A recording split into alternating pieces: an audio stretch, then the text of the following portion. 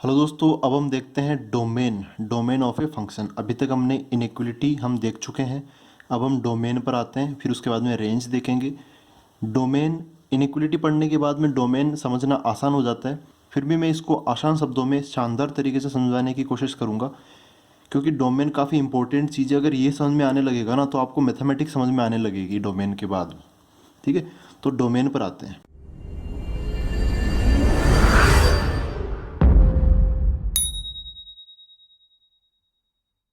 तो डोमेन की सबसे आसान डेफिनेशन क्या है? आसान डेफिनेशन ये है, ऑल, यहाँ पे सेट लगा सकते हो, set of all possible inputs. Set of all possible inputs, हम क्या चीज़ डाल सकते हैं ताकि वो पॉसिबल हो, संभव हो, रियल हो। रियल मतलब वास्तविक हो। ठीक है, तो कुछ चीज़ें ऐसी अजीब सी चीज़ ना डाल दें कि कहीं अपना फंक्शन कुछ अजीब सी वैल्यू देने लग जाए जो कि पॉसिबल ही ना हो इस दुनिया में। ठीक है, तो डोमेन क्या होता है? Set of all possible inputs. अच्छा, साथ ही साथ रेंज भी देख लेते हैं। चलो, रेंज क्या हो गया? Set of all possible output. Set of all possible outputs, जो हमें आउटपुट मिलेगा, मतलब किसकी वैल्यू डालेंगे हम? एक्स की वैल्यू डालेंगे, और जो हमें वापस हमें आंसर मिलेगा, मतलब किसका मिलेगा? वाई की वैल्यू मिलेगी। वो क्या होगी? आउटपुट होगी। जैसे सीधी सी बात ये है, एक कोई फंक्शन है f of x equal to, क्योंकि हमने ऐसा ही देख भी चुके हैं। अगर ये समझ में, ये आपने नहीं देखा तो आप इसको ऐसे समझ सकते हो जैसे 10th क्लास में हम पोलिनोमियल समझते हैं। वैसे वैसे हर चीज़ यहाँ पे पोलिनोमियल, हर एक फंक्शन पोलिनोमियल नहीं होता, लेकिन फिर भी आप जो पोलिनोमियल होता है वो फंक्शन जरूर होता है।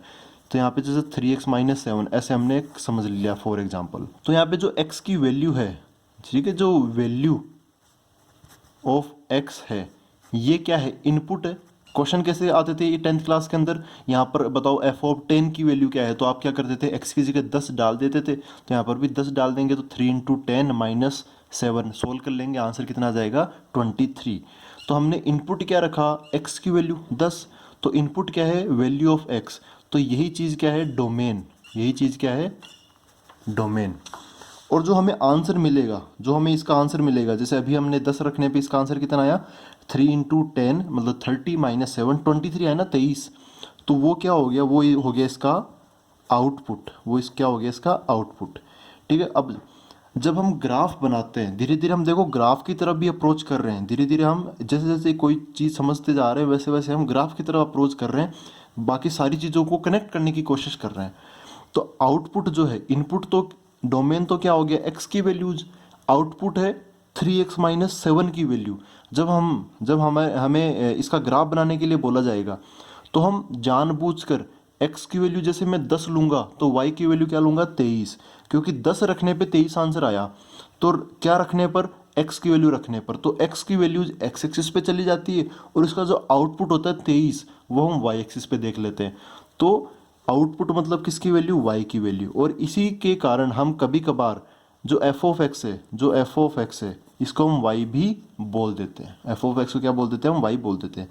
x तो हो गया इनपुट, और y क्या हो गया? आउटपुट। तो फिर से मैं इस चीज़ को समराइज कर देता हूँ। जैसे y equal to f of x है, तो x की जो वैल्यू है, जो x की वैल्यू है, वो क्या है? इनपुट। इनपुट बोले तो किस में आएगा? वो किस कैटेगरी में आएगा? डोमेन में। तो x की वैल्यू रखेंगे इस एफ ऑफ एक्स के अंदर, तो दो ये जो आंसर आएगा, इसका जो कंप्लीट आंसर आएगा, ठीक है, ये जो कंप्लीट आंसर आएगा वो किसके अंदर आ जाएगा? रेंज के अंदर, आउटपुट के अंदर। ठीक है, तो ये जो कंप्लीट आंसर है यही y के बराबर है। तो ये जो y है, यही क्या है? आउटपुट है। और यही इसी को हम कैसे कंसिडर करेंगे? एज ए रेंज कंसिडर करेंगे। तो x की वैल्यू इनपुट, डोमेन, y की वैल्यू आउटपुट, रेंज। ठीक है, तो जैसे हम ये समझ लेते हैं, वैसे ही मैं ग्राफ की तरफ बढ़ जाता हूँ। अगर हमें ग्राफ मिल जाए, तब हम क्या करेंगे? तब हम कैसे डोमेन और रेंज पता करेंगे? ग्राफ समझना आसान, जरूरी है। आसान तो है ही, साथ में ज़रूरी भी है, क्योंकि उससे कई चीज़ें, कई फंडे क्लियर हो जाएंगे। ऐसे हवा में हम फिर बातें नहीं करेंगे, सीधा हमें डायरेक्ट इमेज बन जाएगी कि हाँ भाई, डोमेन क्या होता है, रेंज क्या होता है। अगर ग्राफ मिल जाए, तब डोमेन रेंज हम कैसे पता कर सकते हैं, इसलिए मैं ग्राफ यहाँ पे बता रहा हूँ। तो दोस्तों, मैंने यहाँ पर 4 एग्जाम्पल्स लिए हैं, ताकि हर टाइप का हर केस हम सोल्व कर लें, और इन सभी के अंदर हमें डोमेन और रेंज बताना है। तो देखो, अभी हमने क्या सीखा? अभी हमने जो डोमेन होता है वो इनपुट होता है, और ये हमें कहाँ मिलेगा, एक्स एक्सिस पे मिलेगा, क्योंकि ये वैल्यू ऑफ एक्स है। जो रेंज होता है वो आउटपुट है, तो आउटपुट होता है, और ये हमें कहाँ मिलेगा, वाई एक्सिस पर मिलेगा। ठीक है, वो हमें कहाँ मिलेगा, वाई एक्सिस पर मिलेगा। तो डोमेन निकालने के लिए हमें एक्स एक्सिस ढूंढना पड़ेगा, और रेंज निकालने के लिए हमें वाई एक्सिस पर ढूंढना पड़ेगा। सीधी सी बात ये है। एक और मैं सीधी सी बात बताता हूँ आसान शब्दों में।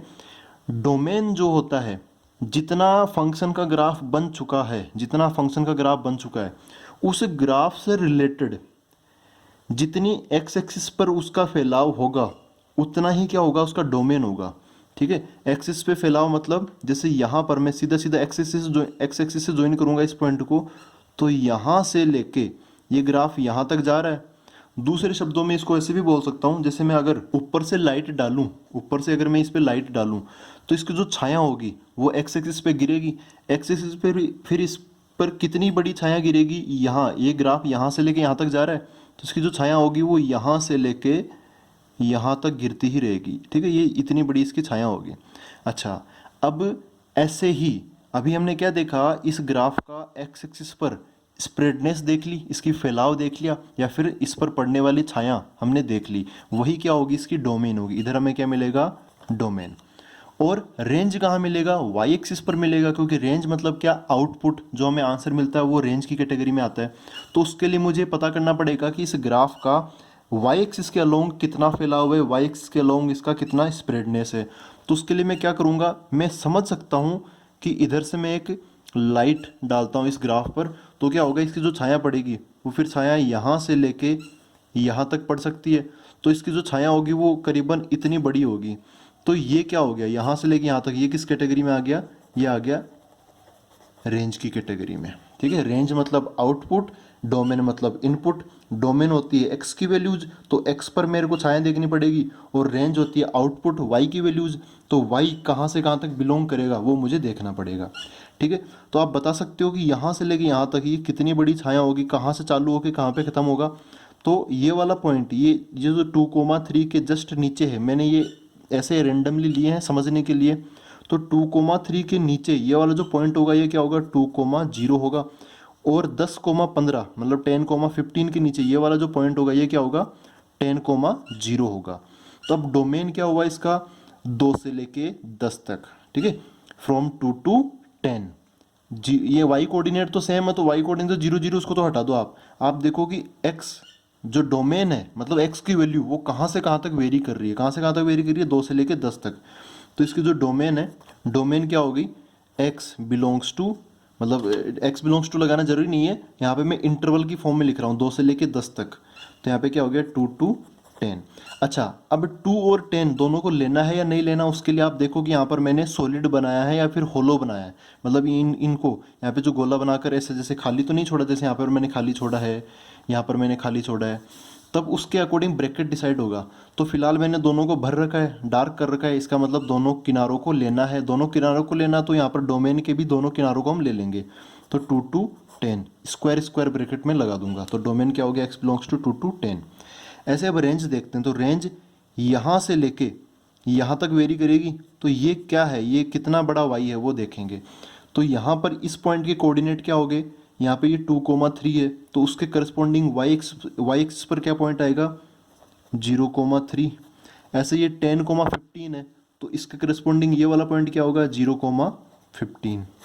ठीक है, तो y की वैल्यू कहाँ से कहाँ वेरी कर रही है, 3 से लेके 15 तक, 3 से लेके 15 तक। y की वैल्यू यहाँ पे इस 0 को मत देखना, ये तो x की वैल्यू है, y की वैल्यू क्या है 3, और यहाँ पर क्या है 15। तो इसी बीच में ग्राफ भी कंप्लीट हो गया अपना, इतनी बड़ी छाया है इसकी। तो रेंज क्या होगी इसके अंदर, y बिलोंग्स टू, इस पर y बिलोंग करेगा, y बिलोंग्स टू 3 to 15। किनारे दोनों इंक्लूडेड है, तो इधर की तरफ जब छाया पड़ेगी तो वहाँ पर भी डार्क स्पॉट बनेगा। अब इसमें आते हैं हम नेक्स्ट, इसमें देखते हैं। देखो, इसकी डोमेन तो हो गई यहाँ से लेके यहाँ तक, तो बीच में कोई पॉइंट आए या ना आए इससे कोई मतलब नहीं है। इसकी डोमेन क्या होगी, इसकी जो छाया पड़ेगी ना वो यहाँ से लेके यहाँ तक पड़ेगी, ये इसकी क्या होगी, डोमेन। अच्छा, यहाँ पर ये भरा हुआ है तो यहाँ पर भी ये भरी हुई छाया पड़ेगी, और यहाँ पर ये खाली है तो यहाँ पर भी उजाला आ जाएगा, यहाँ पर कोई छाया नहीं पड़ेगी। ठीक है, इसके बीच का ये सारा कुछ ये किस में आ गया, डोमेन की कैटेगरी में आ गया। तो इसका डोमेन क्या हो गया, इसका ये जो डोमेन है वो कितना हो गया, यहाँ से लेके ये वाला पॉइंट क्या है 1, 1,3 है ना, तो ये 1,0 होगा, मैं सिंपल 1 लिख रहा हूँ। यहाँ पर ये 9,8 है तो मैं यहाँ पे सिंपल 9 लिख लेता हूँ। तो अपना x बिलोंग्स टू क्या हो गया, 1 से लेके 9 तक। तो डोमेन क्या हो गया, 1 to 9। 1 को इंक्लूड करना है और 9 को इंक्लूड नहीं करना तो यहाँ पे स्मॉल ब्रैकेट लग जाएगा। ऐसे ही रेंज देखते हैं, तो रेंज के लिए इस ग्राफ का वाई एक्सिस पे फैलाव देखना पड़ेगा। यहाँ पे थोड़ा सा कॉम्प्लिकेटेड है, क्योंकि देखो यहाँ पर जब हम रेंज निकाल रहे होंगे, अभी फिलहाल हमने डोमेन निकाला, बी का कोई महत्व ही नहीं है क्योंकि बी तो बीच का कोई पॉइंट है। ऐसे जब मैं रेंज निकालूंगा तब ए का कोई महत्व नहीं होगा। क्यों? क्योंकि एक बार सोचो, जब हम इधर से लाइट डालेंगे, जब इधर से लाइट डालेंगे तब इसकी जो छाया पड़ेगी वो यहाँ से, जैसे लाइट डालूंगा तो क्या होगा कि छाया यहाँ से पड़ेगी, तो यहाँ से मतलब इस बी के करस्पॉन्डिंग ये जो पार्ट है यहाँ से छाया पड़नी स्टार्ट हो जाएगी। यहाँ से ये इसको ले रखा है तो हम इसको भी ले लेंगे, ठीक है ना।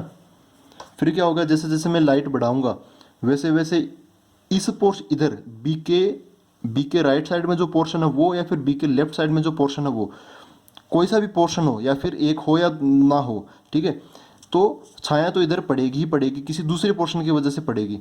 जैसे मैं लाइट इसे धीरे धीरे ऊपर की तरफ बढ़ूंगा तो क्या होगा कि या तो ये पोर्शन या फिर ये पोर्शन, किसी न किसी पोर्शन की मदद से यहाँ पे छाया जरूर पड़ेगी।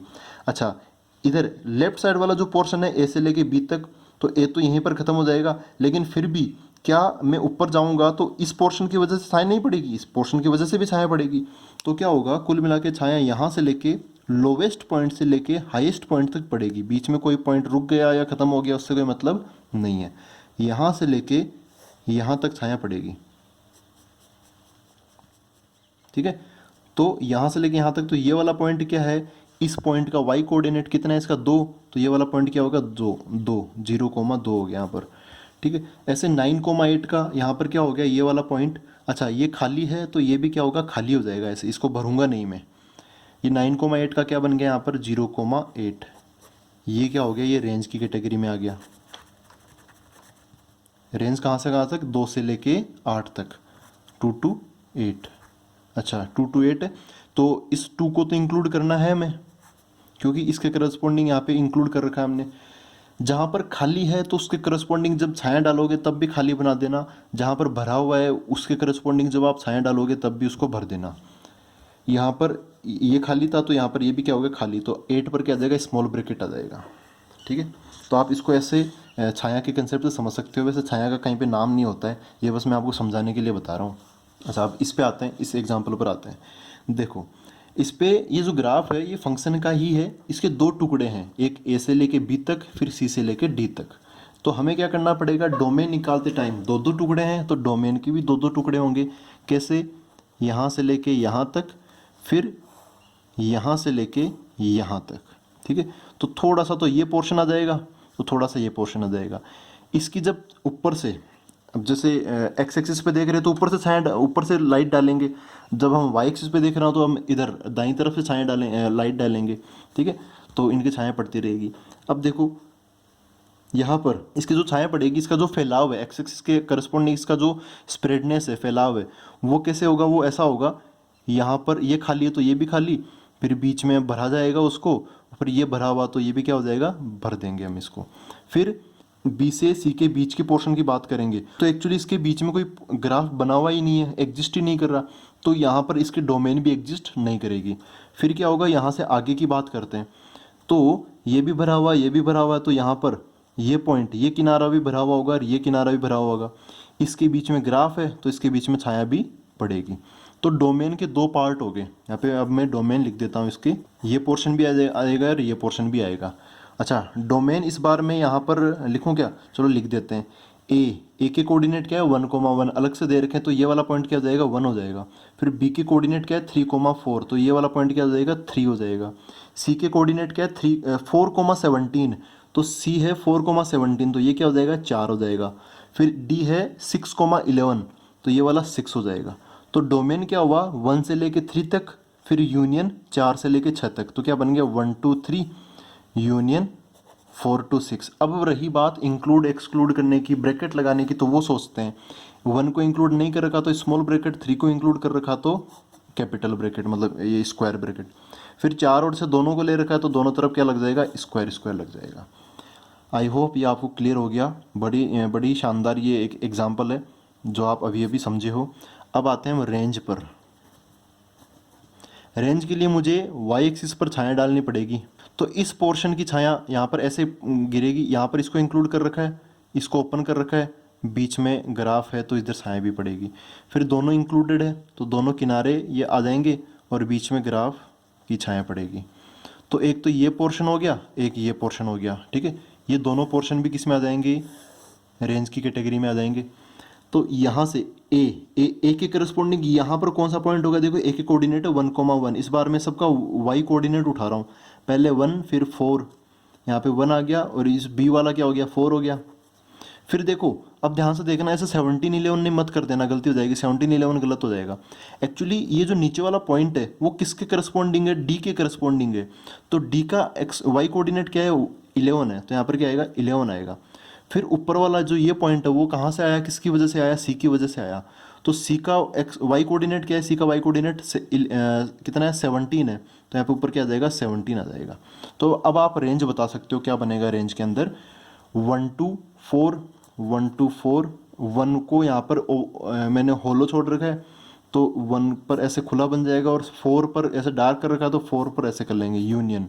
फिर अगला क्या है 11 to 17, 11 to 17 ऐसे डार्क डार्क बना दिया मैंने। तो समझ गए ना, ऐसे काफ़ी सारा है, आप इसको अलग अलग कर सकते हो, डोमेन के लिए अलग ग्राफ बना लो, रेंज के लिए अलग बना लो, मैंने तो दोनों एक ही चीज़ में कर दिया, ठीक है ना। अब हम आगे बढ़ते हैं, इस एग्जाम्पल पर आते हैं। अब इसमें देखो ये छोर तो है, ठीक है, ये भी है, लेकिन इधर का कोई छोर नहीं है, इसका मतलब ये इधर जाता ही रहेगा जाता ही रहेगा जाता ही रहेगा, ठीक है, इन्फिनिट पे चला जाएगा, बहुत आगे की तरफ चला जाएगा ये। तो अब बात करते हैं इसकी डोमेन की।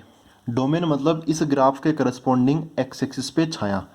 तो ये जो ग्राफ है आप देखोगे लेफ्ट से लेके राइट तक कितना फैलाव रखता है ये ग्राफ। तो देखो लेफ्ट यहाँ पर है ग्राफ, इस एक्स एक्सिस के अलोंग देखें तो ग्राफ इस पॉइंट से मतलब यहाँ से स्टार्ट हुआ है और फिर इधर आगे की तरफ बढ़ रहा है। इसकी जो क्या बोलते हैं रेंज डोमेन है वो भी इधर आगे की तरफ चलती चली जाएगी, ठीक है। अब जो जो ग्राफ आगे की तरफ बढ़ेगा वैसे वैसे इसकी डोमेन भी इधर की तरफ बढ़ती चली जाएगी, इसकी जो छाया है ना वो एक्स एक्सिस पे बढ़ती चली जाएगी। तो ग्राफ आगे इन्फिनिट की तरफ बढ़ेगा तो ऐसे अपना जो ये जो क्या बोलते हैं डोमेन है वो भी इन्फिनिट की तरफ बढ़ेगा। तो अब लिख लेते हैं, इसकी डोमेन होगी यहाँ से लेके यहाँ तक इन्फिनिट तक। जब कोई ग्राफ रुकता नहीं है तब हमें डोमेन में भी इन्फिनिट लेना पड़ता है। तो यहाँ पर क्या हो गया -1 से -1,2 है ना, तो यहाँ पे -1,0 ये पॉइंट हो गया। तो -1 से लेके इन्फिनिट तक ये पूरी इसकी क्या होगी डोमेन में आ गई, -1 से लेके इन्फिनिट तक। -1 को लेना है कि नहीं लेना, लेना है, यहाँ पे भर रखा है तो हम इसको भी भर देंगे, स्क्वायर ब्रैकेट लगा दूंगा। इन्फिनिट को लेना है कि नहीं लेना, इन्फिनिट को हम कभी भी नहीं लेते तो स्मॉल ब्रैकेट लगा दूंगा। अब आते हैं किस में, रेंज में आते हैं, ठीक है। अब रेंज देखते हैं। तो रेंज के लिए मेरे को क्या करना पड़ेगा, रेंज है आउटपुट मतलब इस ग्राफ की वाई एक्सिस पे छाया, क्योंकि आउटपुट वाई एक्सिस पे ही मिलता है। तो ग्राफ लोवे मतलब नीचे से नीचे कहाँ से स्टार्ट हो रहा है, ऐसे थोड़ी स्टार्ट हो रहा है, ऐसे एक किनारे से लेफ्ट साइड से अगर बात करूंगा तो ऐसे बोल दूंगा। लेकिन नीचे कौन सा पॉइंट है, ए है या बी है, बी सबसे नीचे पॉइंट है। तो जब इधर से मैं लाइट डालूंगा तो ए की छाया सबसे नीचे होगी या बी की छाया, बी की छाया सबसे नीचे होगी ना। तो इसकी जो बी से छाया पड़नी स्टार्ट होगी, फिर ग्राफ धीरे धीरे ऊपर की तरफ बढ़ रहा है तो इसकी जो छाया पड़ेगी वो भी ऊपर की तरफ धीरे धीरे पड़ने लगेगी। तो क्या होगा, ये यहाँ से छाया स्टार्ट होगी गिरनी, फिर धीरे धीरे धीरे धीरे धीरे धीरे धीरे धीरे ओ धीरे धीरे फिर ये ग्राफ ऊपर चला गया तो इसकी छाया भी ऊपर चली जाएगी। किसी भी चीज़ की छाया उसका पीछा नहीं छोड़ती, वही बात ग्राफ के साथ हो रही है। तो ये पॉइंट क्या है, ये वाला पॉइंट क्या है, आप ध्यान से देखो, ये 2,-1 है। तो ये वाला जो पॉइंट है ये भी -1 है, तो मतलब 0,-1 है ना। ये वाला जो था ये -1,0 था और ये वाला पॉइंट क्या है 0,-1 है। तो इसकी रेंज होगी क्या, -1 से लेके कहाँ तक, इन्फिनिट तक, -1 से लेके इन्फिनिट तक, ठीक है। ये दोनों सेम आ गए, इसका मतलब ये नहीं इस बार कुछ अजीब सा चक्कर हो गया, ऐसा नहीं है, ग्राफ देख के हमने बताया ये, ठीक है। तो ये था डोमेन और रेंज की ग्राफिकल कहानी। अब हम क्वेश्चन देख के, एक्सप्रेशन देख के, क्योंकि हर बार ग्राफ बना हुआ आए ऐसा पॉसिबल नहीं है, आपको कई बार खुद से ग्राफ बनाना पड़ जाता है, लेकिन कई बार ग्राफ बनाना भी मुश्किल होता है। तो अगर एक्सप्रेशन आए तब हम डोमेन रेंज कैसे निकालें, अब वो चीज़ देखते हैं। अब हम देखते हैं डोमेन निकालने के तरीके, क्योंकि हर बार ग्राफ हमें मिलता नहीं है, कई बार हमें सीधे एक्सप्रेशन देख के भी हमें डोमेन निकालने की कोशिश करनी पड़ती है। तो देखो एक्सप्रेशन यहाँ पर आपको दो टाइप के एक्सप्रेशन मिलेंगे, एक तो अंडर रूट के अंदर कुछ मिल जाए स्क्वायर रूट के अंदर, या फिर न्यूमरेटर अपॉन डिनोमिनेटर टाइप की चीज़ें मिल जाए। ठीक है, तो जब कभी भी अंडर रूट वाली चीज़ें आए तब आपको क्या करना है, देखो अंडर रूट जो है, अंडर रूट को हमेशा एक दिक्कत होती है, ये जो स्क्वायर रूट है ना, इसको हमेशा एक प्रॉब्लम होती है कि इसके अंदर नेगेटिव नंबर बन गया तो फिर वो इमेजिनरी नंबर हो जाएगा, वास्तव में वो कुछ होगा ही नहीं, अनरियल नंबर हो जाएगा वो, है ना।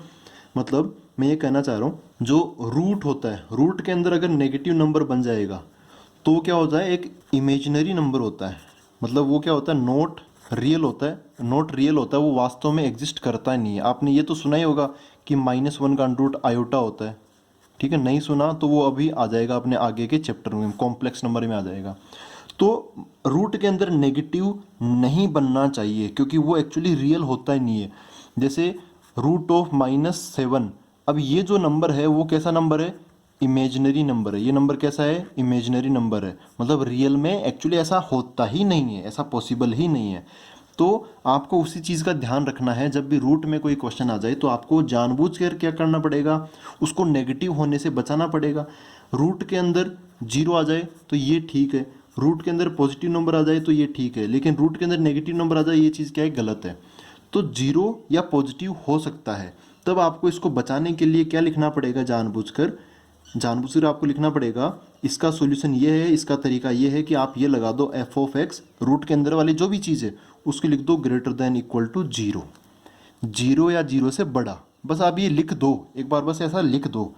ठीक है, अब जीरो से छोटा तो नहीं होगा ना, जीरो से छोटा नहीं होगा तो नॉट रियल भी नहीं होगा, इमेजिनरी भी नहीं होगा, इसका मतलब क्या होगा, ये क्या होगा, वास्तविक होगा। ये भी रियल है और ये भी रियल है, ये भी क्या है, रियल। जीरो का रूट रियल ही होता है और पॉजिटिव नंबर का रूट भी पॉसिबल होता है, रियल होता है।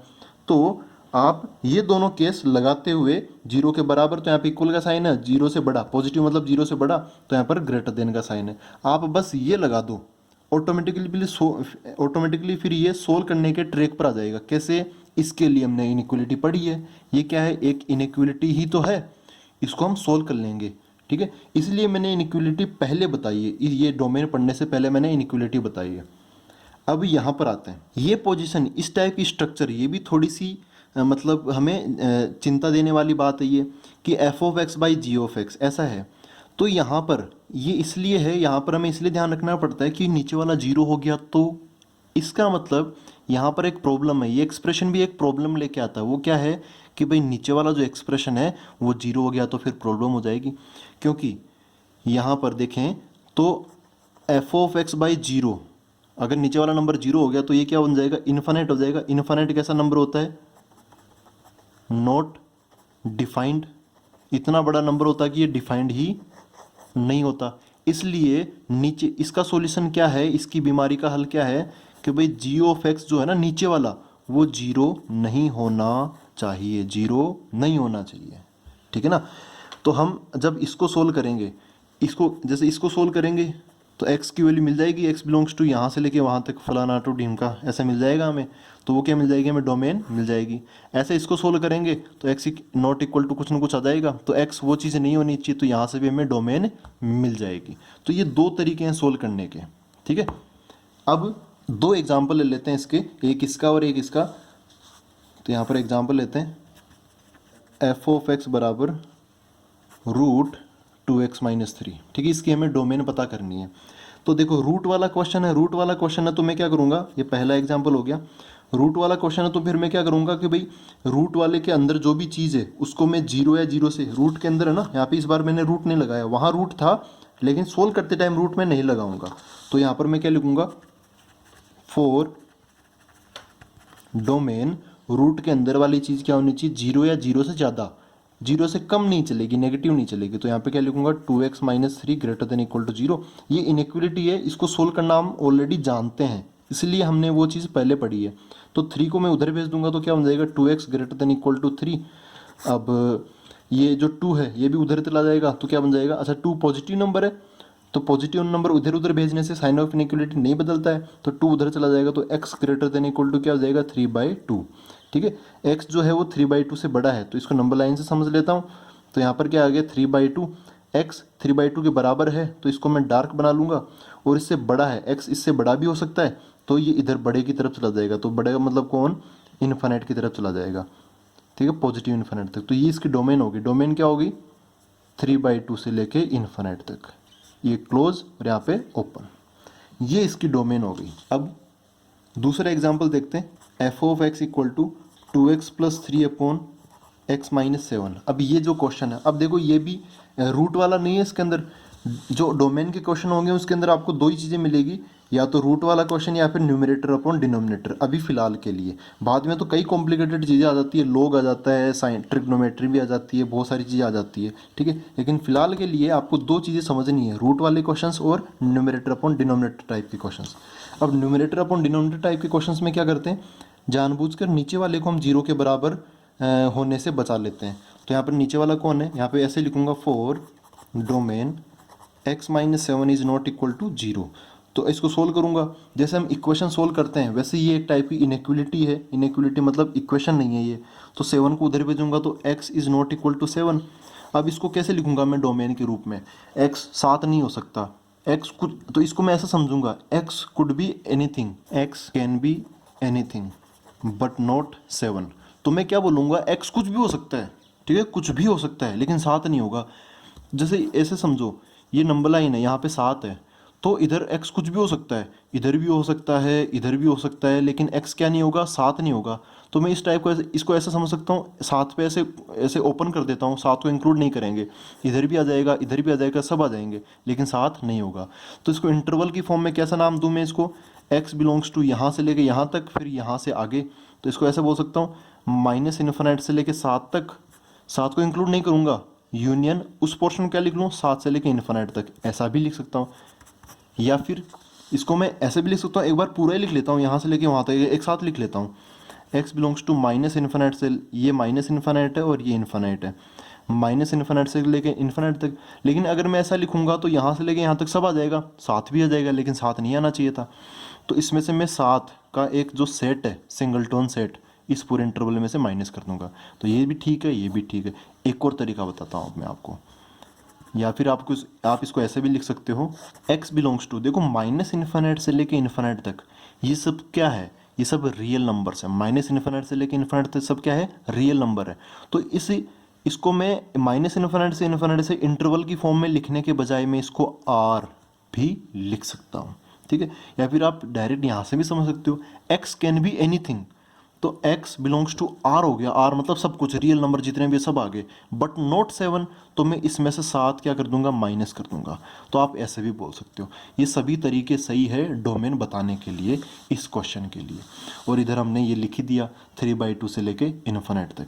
रूट वाले क्वेश्चन में ग्रेटर देन इक्वल टू 0 कर दो, न्यूमरेटर अपॉन डिनोमिनेटर वाले केस में नॉट इक्वल टू 0 कर दो, सोल्व कर लो, जो आ गया वो डोमेन हो गया। तो दोस्तों अब हम रेंज निकालना सीखेंगे, अब तक की कड़ी का और इस चैप्टर का आखिरी इम्पोर्टेंट टॉपिक रेंज निकालना सीखते हैं। बाद में हम बचे हुए जो अलग अलग टाइप के फंक्शंस है वो भी डिस्कस करेंगे, लेकिन रेंज जो ऐसी चीज़ है, ये एक गिनी चुनी चीज़ों में से इम्पोर्टेंट चीज़ है। इंपॉर्टेंट चीज़ कौन सी है, इनइक्वलिटी सोल्व करना, डोमेन निकालना आना चाहिए, ग्राफ पता होने चाहिए, रेंज निकालना आना चाहिए, ठीक है। तो अब हम रेंज देख रहे हैं। रेंज को बताने के तरीके से सबसे पहले मैं थोड़ा इसका बैकग्राउंड बता देता हूँ। रेंज क्या होता है, आउटपुट होता है ना, आउटपुट का सेट जो होता है वो रेंज होता है, मतलब वैल्यू ऑफ वाई। आउटपुट मतलब हम हमेशा y की वैल्यू को ही आउटपुट समझते हैं, जिसको हम y एक्सिस पे ड्रॉ कर देते हैं। और कई बार आपने देखा होगा कि y f ऑफ x को ही हम y ले लेते हैं। कई बार ऐसे, जैसे मैं बोलूँ कि कोई f ऑफ x कोई फंक्शन है, f of x equal to समझो कि x² - 3 है, ठीक है। तो इसी चीज़ को हम क्या ले लेते हैं, y लेते हैं, ताकि हमें ग्राफ बनाना आसान हो। f ऑफ x को भूल जाओ, y बराबर x² - 3 समझो, तो x की वैल्यू डालेंगे, y की वैल्यू निकालेंगे, दोनों का ग्राफ बना लेंगे टेबल बना के, जैसे 10th क्लास में करते थे, ठीक है। इसलिए समझना आसान होता है। तो x की वैल्यू इनपुट डोमेन, y की वैल्यू आउटपुट रेंज, ठीक है, y की वैल्यू। अच्छा, y और f ऑफ x बराबर है, इसलिए y की वैल्यू बोलो या f ऑफ x की वैल्यू बोलो, बात एक ही है। कई बार f ऑफ x दिखेगा तब भी मैं वही करूँगा, कई बार y दिखेगा तब भी मैं वही करूँगा, ठीक है।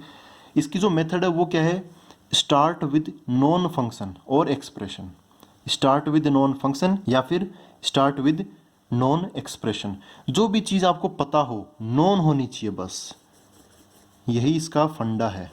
वो चीज़ क्या होनी चाहिए, नॉन होनी चाहिए। हमें पता होनी चाहिए कि जिस चीज़ को हम हाथ लगा रहे हैं, जिस चीज़ से हम चालू कर रहे हैं, स्टार्ट कर रहे हैं, स्टार्ट मतलब शुरुआत करना, तो शुरुआत जहाँ से कर रहे हैं वो चीज़, उस चीज़ के बारे में हमें पता ज़रूर होना चाहिए। ऐसा नहीं हम कहीं से भी शुरुआत कर रहे हैं, जहाँ से नहीं पता वहीं से शुरुआत कर रहे हैं। पता होना चाहिए, वो आपको क्वेश्चन में ढूंढना पड़ेगा या निकालना पड़ेगा या देखना पड़ेगा, या कुछ चीज़ें आपको मैं जैसे सोल्व करूँगा उसके बाद में आपको सीखनी पड़ेगी। हाँ भाई, ये एक ऐसी चीज़ है जहाँ जिसके बारे में कुछ नहीं पता, ठीक है, जिसके बारे में हमें कुछ भी नहीं पता, लेकिन वहाँ से हम चालू कर सकते हैं क्योंकि कहीं ना कहीं फंडामेंटली हम उस चीज़ के बारे में जानते हैं। तो देखो एग्जाम्पल में यही लेके बताता हूँ आपको कि जैसे ये एक्सप्रेशन है और कुछ नहीं बोला, यहाँ पर ऐसा वो लिख दिया कि x बिलोंग्स टू r है। अब इसकी आपको डोमेन एंड रेंज फाइंड करना है। इसका क्या पता करना है हमें, डोमेन एंड रेंज। तो डोमेन तो हम ऑलरेडी पता कर चुके हैं कैसे निकालते हैं। यहाँ पर इसको तो कोई बीमारी नहीं है, ना तो इसके पास में रूट है और ना ही यहाँ पर क्या है न्यूमरेटर अपॉन डिनोमिनेटर है। यहाँ पर क्या बोला, x belongs to r, domain क्या होता है x की वैल्यू ही, तो डोमेन क्या हो गया, x बिलोंग्स टू r ही हो गया। इसको कोई दिक्कत ही नहीं है, कुछ भी पुट कर लो कोई दिक्कत नहीं है। तो x बिलोंग्स टू r हो गया, तो इसकी डोमेन क्या होगी, बराबर r, डोमेन क्या होगी इसकी, r होगी। सस्ते में निपट गया ये तो। रेंज देखते हैं, रेंज कैसे निकालें। रेंज के अंदर देखो क्या है, y equal to f of x equal to x square minus 3 है। यहाँ पर नॉन चीज़ क्या है, नॉन चीज़ हमें वैसे तो कुछ भी नहीं है यहाँ पर, ना x में कोई कंडीशन दे रखी है, x में तो लिख रखा है x बिलोंग्स टू r है, ठीक है, x बिलोंग्स टू क्या है, r है, मतलब x कुछ भी हो सकता है। चलो x से ही चालू कर लेते हैं, ढूंढना पड़ेगा आपको, चीज़ें निकालनी पड़ेगी। देखो x बिलोंग्स टू r है तो x कुछ भी हो सकता है, negative, positive, zero, minus infinite के पास या प्लस इन्फिनिट के पास, 100, 2, -2, कुछ भी हो सकता है, 0.5, √5, कुछ भी।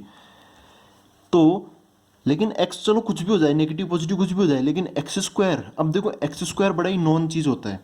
यहाँ पे नॉन चीज़ क्या है, एक्स स्क्वायर, क्योंकि आपको पता है एक्स स्क्वायर क्या रहेगा, एक्स स्क्वायर जो होगा वो या तो इक्वल टू 0 होगा या फिर पॉजिटिव होगा, ठीक है। एक्स स्क्वायर या तो 0 के बराबर हो सकता है, जब एक्स की वैल्यू 0 हो तो एक्स स्क्वायर भी 0 हो जाएगा, या फिर एक्स की वैल्यू तुम नेगेटिव डालो या पॉजिटिव डालो, एक्स स्क्वायर का आंसर क्या आ जाएगा, पॉजिटिव आ जाएगा, ठीक है।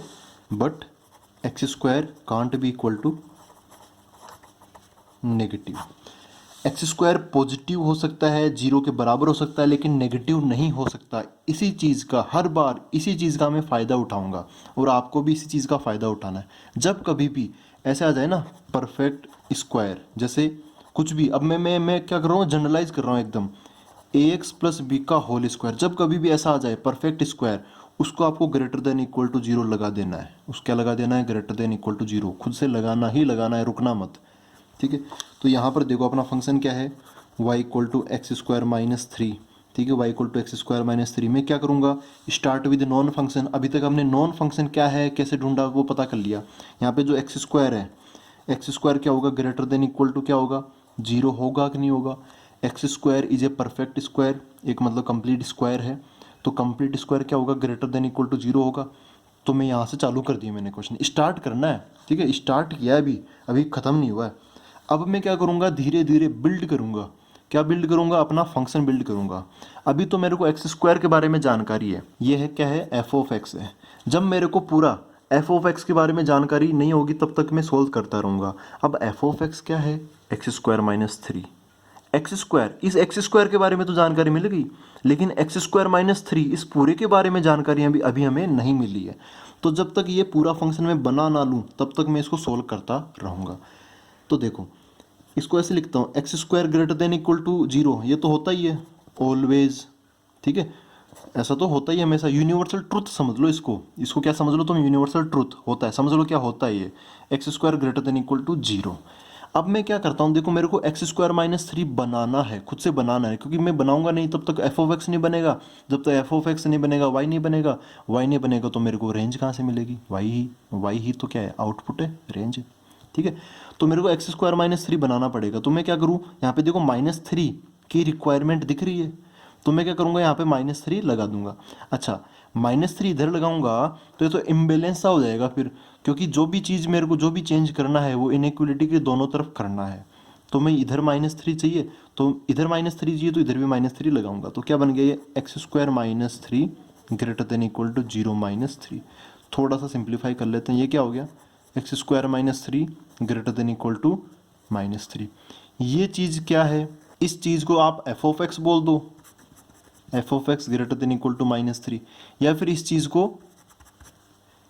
आप y बोल दो, y greater than equal to -3, y greater than equal to -3। अब इसको हम नंबर लाइन से समझ लेते हैं। ये आ गई बस रेंज है ना, अब टेंशन नहीं है, रेंज आ गई अपने। देखो क्या है, ये -3 है ना, अपना जो y है वो -3 से बड़ा होना चाह रहा है, मतलब इधर की तरफ, ये इन्फिनिट है ना, ये माइनस, इधर तो है -3 से छोटे नंबर, इधर है -3 से बड़े नंबर। अच्छा, इधर की तरफ अपना y घूम रहा होगा। अच्छा, अब इसको हॉरिजॉन्टल लाइन बना दिया, इस वजह से ऐसे कंफ्यूज मत होना, ठीक है। मैं बस समझाने के लिए नंबर लाइन बना रहा हूँ। ये एक्स एक्सिस नहीं है, ये एक्स एक्सिस नहीं है, समझने के लिए है। बड़े नंबर उसके उधर होंगे, छोटे नंबर इसके इधर होंगे, बस ये चीज़ समझने के लिए मैं इसका सहारा ले रहा हूँ। y greater than equal to -3 है। अच्छा, ये देखो इक्वल टू भी है, इसका मतलब इस -3 को भी हमें लेना है, तो ये डार्क बना दिया, इधर इधर का ये पोर्शन आ जाएगा, ठीक है। तो y बिलोंग्स टू क्या हो गया, -3 से लेके इन्फिनिट तक। y बिलोंग्स टू क्या हो गया, y बिलोंग्स टू हो गया -3 से लेके इन्फिनिट तक, ऐसे और ऐसे। तो इसकी रेंज क्या हो गई, यही होगी इसकी रेंज, क्या, -3 से के इन्फिनिट तक, ठीक है ना। तो आई होप आपको ये रेंज निकालना भी क्लियर हुआ हो। रेंज निकालना डोमेन से थोड़ा सा आसान होता है। कई बार अब क्वेश्चन तो हर लेवल के आते हैं, कई मान लो मेनली रेंज को ही टारगेट करके क्वेश्चन बनाना टफ, तो वो भी बन जाता है, ठीक है। तो मेन फंडा ये होता है, आप कोई भी एक छोटी सी चीज़ पकड़ लो, उसको छोटी सी चीज़ पकड़ के आप पूरा वो एम्पायर खड़ा कर दो, मतलब फंक्शन बना लो पूरा का पूरा, ठीक है। और जो फंक्शन बन गया तो उसको हटा के, इसे एक्स स्क्वायर -3 को हटा के, जैसे हमने एफ ऑफ एक्स लिख दिया ना, वैसे आप उसकी जगह एफ ऑफ एक्स लिख दो। तो एफ ऑफ एक्स के बारे में जानकारी पता चल गई कि ये जो एफ ऑफ एक्स होगा वो -3 से हमेशा बड़ा होगा या बराबर होगा। तो इसके जो आउटपुट होगा, इसका जो रेंज होगा वो भी -3 से इन्फिनिट होगा। तो ये कहानी थी, जो कि अभी आगे के चैप्टर्स में भी आएगी, आगे के टॉपिक्स में भी आएगी, आगे के वीडियोज़ में भी आएगी, क्वेश्चन में भी आएगी। तो आई होप ये आपको क्लियर हुआ हो। मैंने अपने तरीके से काफ़ी कोशिश की है। तो प्लीज़ आप मेरे को ये ज़रूर बताना इन वीडियोज़ के बाद में कि आपको ये चीज़ें समझ में आई है या नहीं आई। Thank you very much.